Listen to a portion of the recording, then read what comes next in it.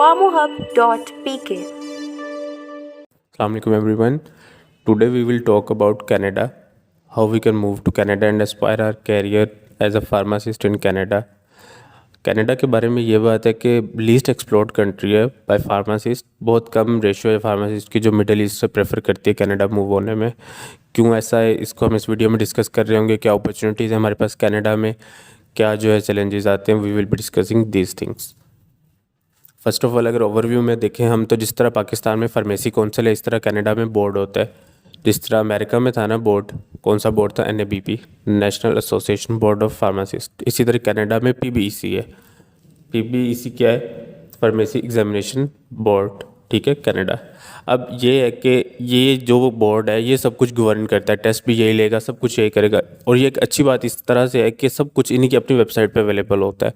आपको इधर उधर दिमाग खपाने की ज़रूरत नहीं होती। 3 स्टेप्स हैं बड़े सीधे सीधे।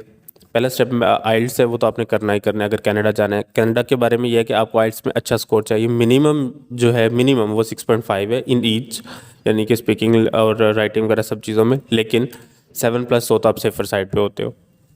दूसरी बात ये आ गई कि जो है आपने आइल्स कर लिया। अब आप, कुछ लोग क्या करते हैं, वो जाते हैं एज अ स्टूडेंट किस तरह से कि किसी मास्टर्स में ले लिया एडमिशन। अब मास्टर्स में जब आप एडमिशन लेते हो तो कनाडा एक्सपेंसिव है, क्योंकि कनाडा में 2 रास्ते हैं मास्टर्स में भी आने के। एक है जिसको कहते हैं हम DSL, डायरेक्ट स्ट्रीम लिंक, और एक है non DSL, non direct stream link. अब ये दोनों क्या है, बेसिकली ये है कि जब आप स्टूडेंट वीज़ा के लिए भी अप्लाई करते हो वहाँ पे, तो वो कहते हैं कि आप जो है या तो डायरेक्ट स्ट्रीम लिंक से आओ या non direct. Direct stream link में ये होता है कि आप एडिशनल पैसे पे करते हो अपना प्रोसीजर जल्दी करवाने के, क्योंकि वीज़ा रिजेक्शन बहुत ज़्यादा होती है कनाडा में। आपने अप्लाई किया, आपका वीज़ा रिजेक्ट हो गया, ठीक है, आपने स्टूडेंट के लिए अप्लाई किया, फ़ी पे की, सब कुछ किया, लेकिन आपका वीज़ा रिजेक्ट हो गया। तो इसलिए आप फिर क्या करते हो कि डायरेक्ट स्ट्रीम लिंक में आते हो। इसमें कुछ ये होता है कि आप वहीं पे बैंक अकाउंट ओपन करवाते हो, उसमें पैसे डिपॉजिट करवाते हो। लेट्स सपोज वो कहते हैं आप 60 लाख जमा करवाएं। आपने कनाडा में अकाउंट ओपन करवाया बैंक में, वहाँ पे 60 लाख जमा करवाया, $150 इसकी फ़ीस है। फिर आपने फ़ी पे की और आप के वीज़ा के चांसेस बढ़ जाते हैं और आपको मिल जाता है। अब एक नॉन डायरेक्ट रेगुलरली जिसको कहते हैं, वो ये है कि आपने कोई ऐसा काम नहीं किया, सिंपली जो है आपके उसमें ये कि प्रोसीजर 3 से 4 माह में चला जाएगा। उसके अलावा रिजेक्शन चांसेस भी हैं, उन्हें लगा कि नहीं बुलाना चाहिए तो वो नहीं बुलाएंगे। तो मास्टर्स में ये रीज़न है कि लोग क्यों नहीं कनाडा को प्रेफर करते, क्योंकि कनाडा में वीज़ा रिजेक्शन बहुत ज़्यादा है। तो लोग क्या करते हैं कि जिनके पास पैसे ज़्यादा होते हैं वो फिर DSL को प्रेफर करते हैं, डायरेक्ट स्टूडेंट स्ट्रीम लिंक। उसमें ये फ़ायदा हो जाता है कि जो 3-4 महीनों वाला काम होता है वो 15-20 दिन में हो जाता है, और सेकेंडली जो है एक्सेप्टेंस रेशो भी ज़्यादा हो जाती है। लेकिन इसमें पैसे जो हैं, ओवरऑल कॉस्ट बढ़ के तकरीबन 1 करोड़ के करीब चली जाती है, क्योंकि 50-60 लाख तो आपने वहीं पर डिपॉजिट करवाना है। फिर उसके अलावा जो आपने मास्टर्स की फ़ी यहाँ से पे करके जानी है सारी, वो सारी चीज़ें मिला के अगर आपको 50% भी फ़ी पे करनी पड़े तब भी जो है वो 90 लाख टू 1 करोड़ बात चली जाती है। इसलिए जो है कनाडा में मास्टर्स के लिए लोग कम जाते हैं। UK में तो हमने देखा कि मास्टर्स के लिए चले गए, बाद में OSPAP दिया ना दिया बात की बातें हैं, फार्मासिस्ट ऐसे करते हैं। ऑस्ट्रेलिया में भी ऐसे कर लेते हैं, लेकिन कनाडा में ये रिस्की काम होता है कि आपको वीज़ा रिजेक्ट होने के चांसेस बहुत ज़्यादा होते हैं। इसलिए कनाडा में मिडिल ईस्ट से लोग कम जाते हैं, प्रेफर कम करते हैं। ये सेम अमेरिका के साथ भी है कि अमेरिका एक्सपेंसिव बहुत है, वहाँ की मास्टर्स की डिग्रीज़ बहुत एक्सपेंसिव हैं, तो लोग इतना प्रेफर नहीं करते। जिनके कोई रिलेटिव्स या पेरेंट्स वहाँ पे रहते हैं वो तो चले जाते हैं, अदरवाइज़ लोग प्रेफर नहीं करते कनाडा या अमेरिका को। अब बात आ गई कि एज अ फार्मासिस्ट चीज़ें थोड़ी सी मुख्तलिफ हो जाती हैं। अगर आप ऑफिशियली जाना चाहते हो, आपने आइल्स क्लियर कर लिया, अब आपने जो है अपने डॉक्यूमेंट्स की वैल्यूएशन करनी है, उसके बाद आपने टेस्ट के लिए रजिस्टर होना है, उसके बाद आपने टेस्ट दे देना है। ये 3 सिंपल स्टेप्स हैं ऑफिशियली जाने के एज अ फार्मासिस्ट। अब अगर हम बात कर लें डॉक्यूमेंट वैल्यूएशन की, मैं इस बात पे भी आऊँगा कि अगर ये इतना आसान है तो फिर फार्मासिस्ट मास्टर्स की बजाय डायरेक्टली क्यों नहीं जाते। इसमें भी जो 1-2 चीज़ें हैं वो हम डिस्कस कर रहे होंगे। पहले डॉक्यूमेंट वैल्यूएशन में देखते हैं कि PBEC की अपनी वेबसाइट है, PEBC की वेबसाइट है, बेसिकली फार्मेसी एग्जामिनेशन बोर्ड। तो इसकी वेबसाइट पर जाके आपने अपने डॉक्यूमेंट्स को वेरीफाई करवाना है सारी। इसकी अच्छी बात यह है कनाडा में कि सब कुछ इनकी अपनी वेबसाइट पर अवेलेबल है बोर्ड की। जिस तरह से NABP का था कि सारी चीज़ें उनकी अपनी वेबसाइट पे अवेलेबल थी अमेरिका में, इसी तरह कनाडा में भी है कि PEBC की वेबसाइट पे हर चीज़ अवेलेबल है। आपने अपने डॉक्यूमेंट्स के फॉर्म्स फिल करने, जो जो अटैचमेंट्स वो कहेंगे वो अटैचमेंट्स देनी है, यानी कि अगर आपको कहते हैं ट्रांसक्रिप्ट दें ऑफिशियल, आप अपनी वो दें, डिग्री दें। अब ये भी होता है कि अक्सर जो है वो यूनिवर्सिटीज़ ये रिक्वायर करती हैं, या अक्सर ये डॉक्यूमेंट वैल्यूएशन वाले ये रिक्वायर करते हैं कि आपकी यूनिवर्सिटी हमें डॉक्यूमेंट्स भेजे। तो उसके लिए भी कोई बड़ा मसला नहीं है, आपने अपनी यूनिवर्सिटी में फ़ी पे करनी है, वो आपकी ओरिजिनल डिग्री और ओरिजिनल ट्रांसक्रिप्ट बनाएंगे, उसको इन्वेलप में डाल के सील करेंगे और वो मेल कर देंगे। अगर तो वो कहते हैं कि आप हमें जो है वो ऑनलाइन भेजें तो ऑनलाइन भी भेज सकते हो, अगर वो कहते हैं आप हमें ईमेल कर दें तो ईमेल भी कर सकते हैं। बहुत सी यूनिवर्सिटीज़ पाकिस्तान की रजिस्टर्ड भी होती हैं, लाइक पंजाब यूनिवर्सिटी है, कायद-ए-आज़म यूनिवर्सिटी है, ये BZU भी रजिस्टर्ड है। गवर्नमेंट लेवल की तो सारी यूनिवर्सिटीज़ रजिस्टर्ड होती हैं, प्राइवेट में भी जो अच्छी यूनिवर्सिटीज़ हैं वो डेफिनेटली रजिस्टर्ड हैं। जो एक दो बच जाती हैं जिनका अभी तक फार्मेसी काउंसिल से ही एक्रीडेशन वगैरह के इश्यूज़ चल रहे हैं, तो वो उनके लिए बैड न्यूज़ है कि वो लोग नहीं टेस्ट में अपीयर हो सकते, क्योंकि फार्मेसी काउंसिल आपकी टेस्टेशंस वगैरह नहीं करती। सो ये फार्म-डी के लिए भी इंपॉर्टेंट होता है कि आपने इंस्टीट्यूट देख के आना होता है कि कल को अगर आपने बाहर जाना है तो आपको ये वाले मसले ना आए। खैर, अब ये आपका काम हो गया, डॉक्यूमेंट इवैल्यूएशन हो जाएगी तो वो आपको नॉर्मली बता देंगे 3 से 4 हफ्तों में, इससे ज़्यादा भी लग सकते हैं, इनका कोई फिक्स टाइमिंग नहीं होती। 2 से 3 माह अपने ज़हन में रखना चाहिए मैक्सिमम, कि आपकी डॉक्यूमेंट्स इवैल्यूएट हो जाएंगे। वैसे 3-4 हफ्तों में हो जाते हैं रेगुलर।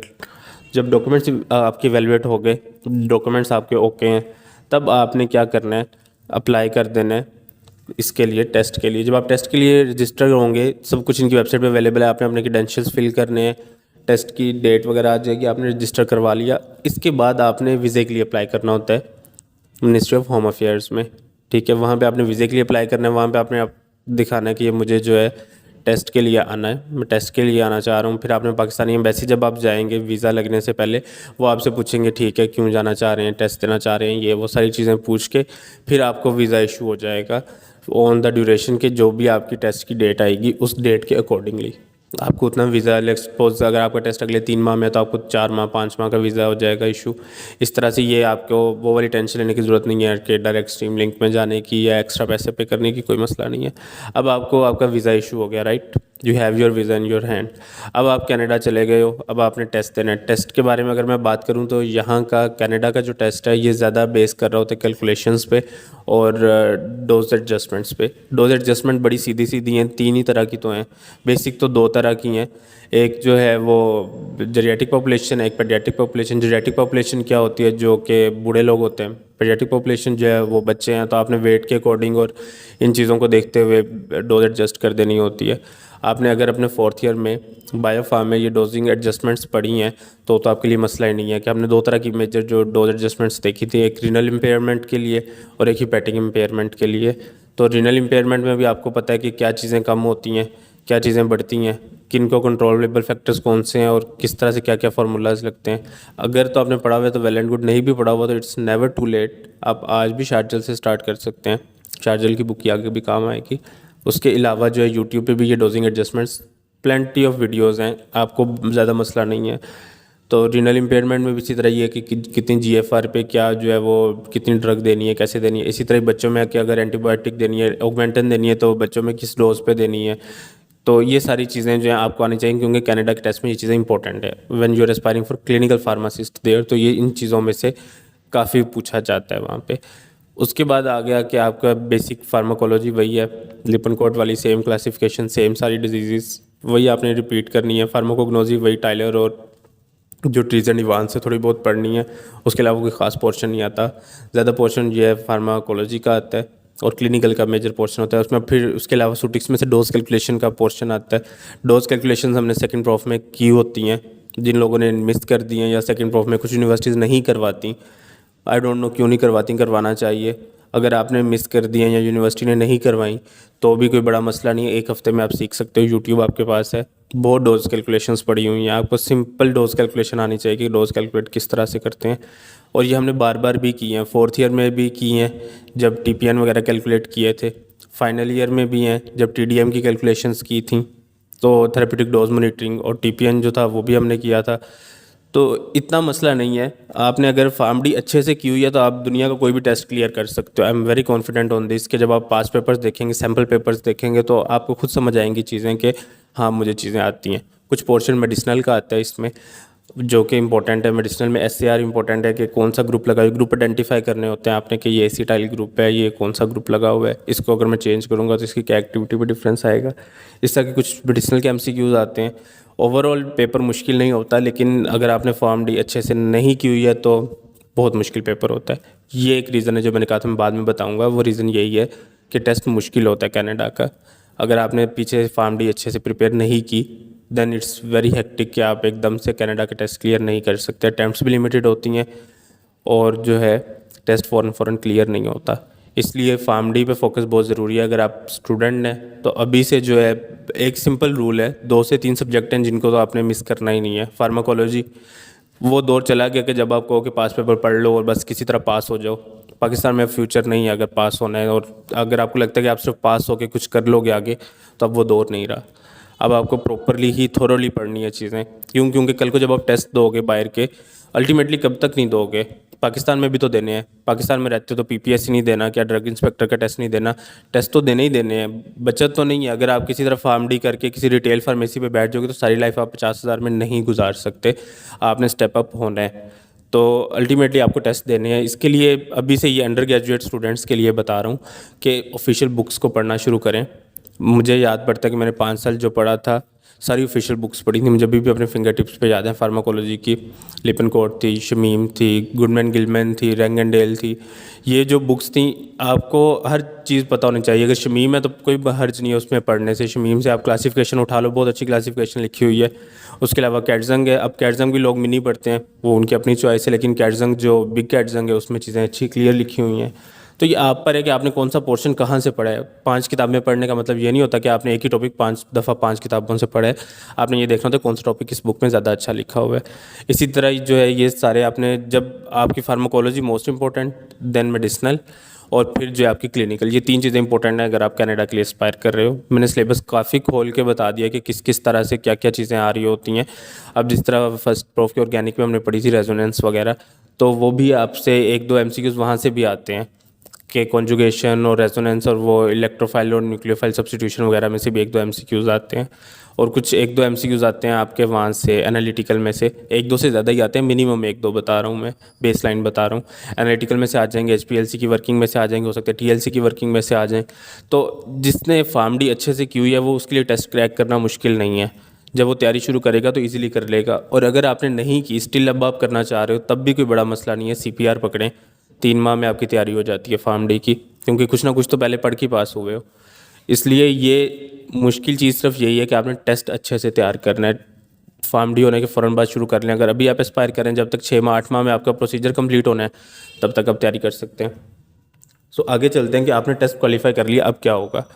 आपने ओवरव्यू कर लेते हैं स्टेप्स का दोबारा से। सबसे पहले आइल्स कर लिया।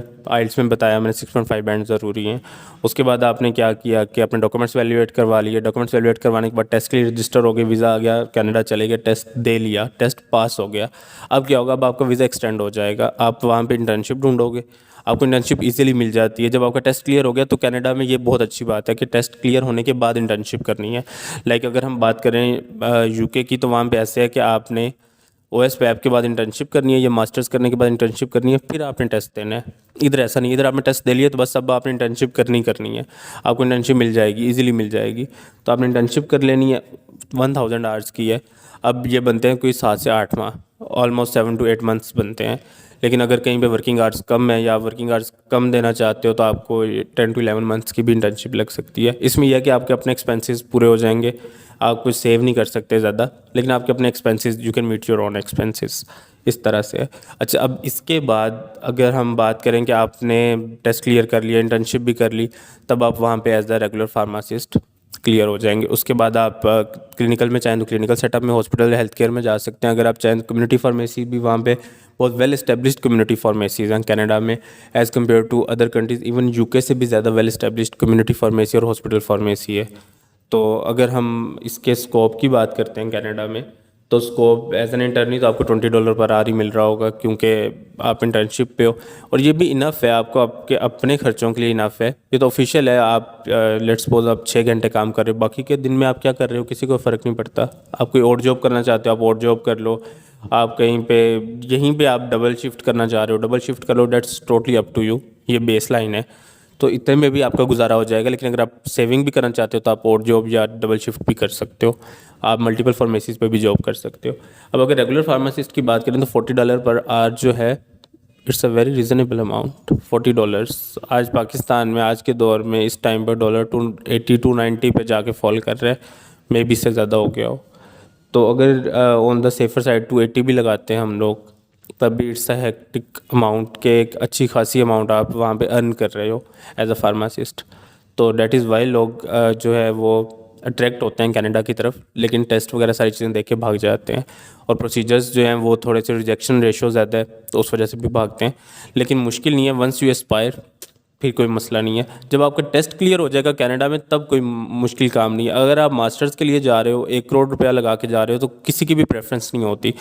जिस तरह से मैंने प्रीवियसली बताया कि आपने जो है डायरेक्ट स्ट्रीम लिंक के थ्रू जाना है, 1 करोड़ रुपया लगा के आप कनाडा में आ गए हो, तो फिर आपने टेस्ट की 3 अटैम्प्ट्स देनी है, ना क्लियर हुआ तो फिर आप बैठे हुए हो। तो फिर लोग कहते हैं कि इसकी बजाय आधे पैसे लगा के, 70% कम पैसे लगा के 30-35 लाख में यूके या ऑस्ट्रेलिया क्यों ना चले जाएं। दिस इज़ द रीज़न लोग कनाडा को कम प्रेफर करते हैं, क्योंकि टेस्ट की तैयारी नहीं होती और जो है मास्टर्स यहाँ पे महंगा पड़ता है। खैर, लेकिन इम्पॉसिबल तो कुछ भी नहीं है, कमाई भी तो उसी मुताबिक है, अर्निंग भी तो डबल है, ट्रिपल है। प्लस ये कि एक सेफ़ हेल्थ केयर सिस्टम है, आपकी फैसिलिटीज़ कहीं ज़्यादा इम्प्रूवड हैं, सैचुरेशन नहीं है अपॉर्चुनिटीज़ की। तो मुश्किल है लेकिन रिवार्डिंग भी है। अगर हम बात कर लें क्लिनिकल फार्मासिस्ट की, तो क्लिनिकल फार्मासिस्ट की ओवरऑल सैलरी थोड़ी सी ज़्यादा होती है। अब इसमें ऐसा है कि अगर सैलरी ज़्यादा है तो आपसे काम भी उसी तरह का लिया जाता है, आपका काम ज़्यादा सेंसिटिव होता है, आपने हर टाइम डोज कैलकुलेशंस और ये वो करें। कम्युनिटी फार्मेसी पे तो आपने प्रिस्क्रिप्शन फिल करनी है, वहाँ पे इतना काम नहीं है कम्युनिटी फार्मासिस्ट का, आपने प्रिस्क्रिप्शन फिल करनी है, डेट्स इट। या अगर आप किसी को काउंसलिंग दे रहे हो तो वो भी इतनी ज़्यादा काउंसलिंग नहीं होती, या प्रिस्क्रिप्शन आप रीड कर रहे हो तो उसकी फ़ी है।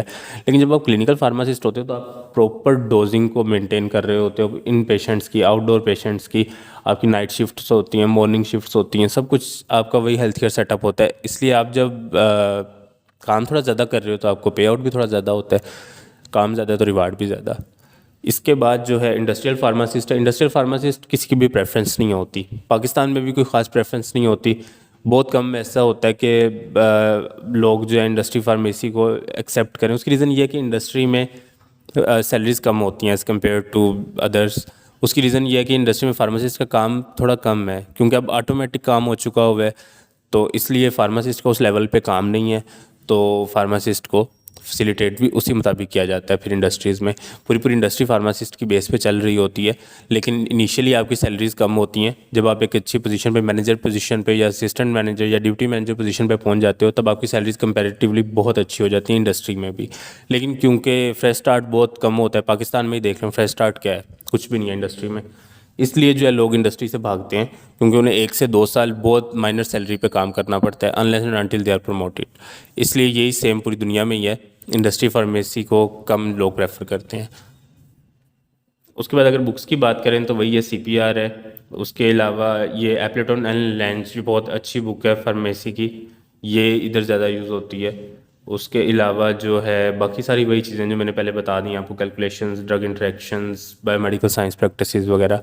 अब इसमें ड्रग इंटरेक्शंस, DDR, यानी कि मैंने आपको पहले ही बताया कि क्लिनिकल फार्माकोलॉजी, ये 2 सब्जेक्ट्स तो बहुत इंपॉर्टेंट हैं, ये आपको अच्छे से आने चाहिए, बायोफार्म, क्लिनिकल और फार्माकोलॉजी।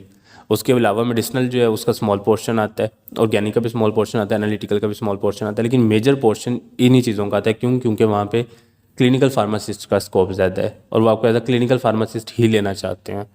इसलिए जो है आपको ड्रग इंटरेक्शंस, यानी कि 4th और फाइनल की क्लिनिकल बहुत अच्छे से आनी चाहिए।